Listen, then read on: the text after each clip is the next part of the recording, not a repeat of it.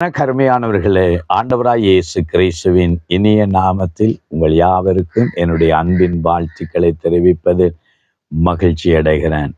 அருமையான நேரத்தில் ஒரு அழகான இடத்திலிருந்து தேவனுடைய வார்த்தையை நான் பேசுவதிலும் சந்தோஷப்படுகிறேன்.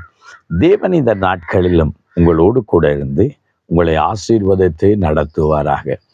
இயேசுவை சந்திப்பது ஒரு பெரிய பாக்கியம்.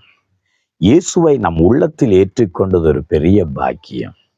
நம்முடைய வாழ்க்கையில நீங்காத சந்தோஷம் இயேசு நம்முடைய உள்ளத்திலே வந்தது தானே. இன்றைக்கு இந்த வீட்டுக்கு ரட்சிப்பு வந்ததென்று இயேசு அன்றைக்கு சகவை பார்த்து சொன்னார். சகவின் வாழ்க்கை மாறினது. ஆம், இயேசுவை சந்தித்த ஒவ்வொருடைய வாழ்க்கையும் மாற்றம் அடைகிறது.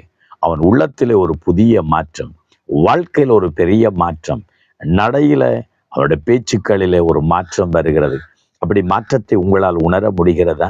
அந்த மாற்றத்தை உலகம் கண்டு தேவனை மகிமைப்படுத்துகிறதா? இயேசுவை சந்தித்தவர்களை பற்றி சொல்லும் போது சொல்லுகிறார்கள், இருளின் ஜனங்கள் பெரிய வெளிச்சத்தை கண்டார்களாம். இருளில இருக்கிற ஒரு மனிதனும் சரி, குருடனாய் இருக்கிற மனுஷனும் சரி, 2 பேருக்கும் பார்வையே இல்லை, போகும் வழி எங்கென்று தெரிவதில்லை.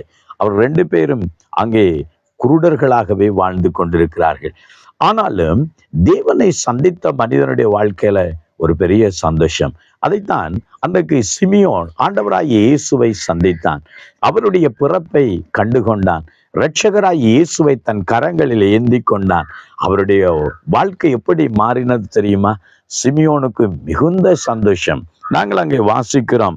லூக்காவின் புஸ்தகம் 2வது அதிகாரம் 32வது வசனத்திலே சொல்கிறான், உம்முடைய இரட்சணியத்தை என் கண்கள் கண்டது என்று சொல்கிறான். உம்முடைய இரட்சணியத்தை என் கண்கள் கண்டது. இயேசுவை காண்கிற ஒவ்வொருவரும், இயேசுவை சந்திக்கிற ஒவ்வொருவனும் இரட்சணியத்தை பெறுகிறான், விடுதலையை பெறுகிறான், சமாதானத்தை பெறுகிறான், சந்தோஷத்தை பெறுகிறான். இன்றைக்கு உங்கள் வாழ்க்கையில சமாதானம் இல்லாமல், சந்தோஷம் இல்லாமல், விடுதலை இல்லாமல் வாழ்ந்து கொண்டிருக்கிறீர்களா? இயேசுவை சந்தித்து பாருங்கள். வாழ்க்கை மாறும், உங்கள் சூழ்நிலைகள் மாறும், உங்கள் உள்ளத்தில் இருக்கிற இருள் மாறும்.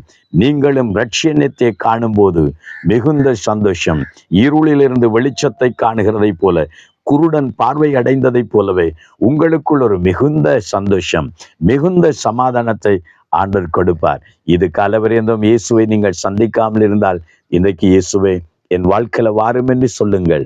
ஒரு வேளையில நீங்கள் இயேசுவை அறிந்தவர்களாய் இருந்தால் கூட இன்றைக்கு உங்கள் வாழ்வை ஆண்டவருக்கு ஒப்பு கொடுங்கள். ஆண்டவர் உங்களை ஆசீர்வதிப்பார். ஜெபம் பண்ணுவோமாக. என் ஆண்டவரே, இந்த வேளையினூடாக உமக்கு நன்றி.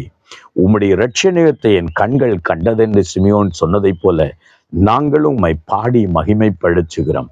ஆண்டவரே, நாங்களும் உம்மை கண்டுகொள்ள, உம்முடைய விடுதலையை பெற்றுக்கொள்ள, ஆசீர்வாதத்தை பெற்றுக்கொள்ள தேவன் அடியேர்களுக்கும் உதவி செய்ததற்காக ஸ்தோத்திரம். இயேசுவின் நாமத்தினால் உம்முடைய பிள்ளைகளும் அந்த இரட்சணியத்தை காணட்டும், அந்த விடுதலை, சமாதானம், சந்தோஷத்தை பெற்றுக்கொள்ளட்டும்.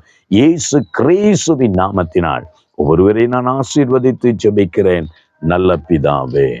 ஆமென், ஆமென். ஆம், இயேசுவை கண்டுகொள்ளுங்கள். அதுவே உங்கள் வாழ்வின் சமாதானமும் சந்தோஷமும். God bless you.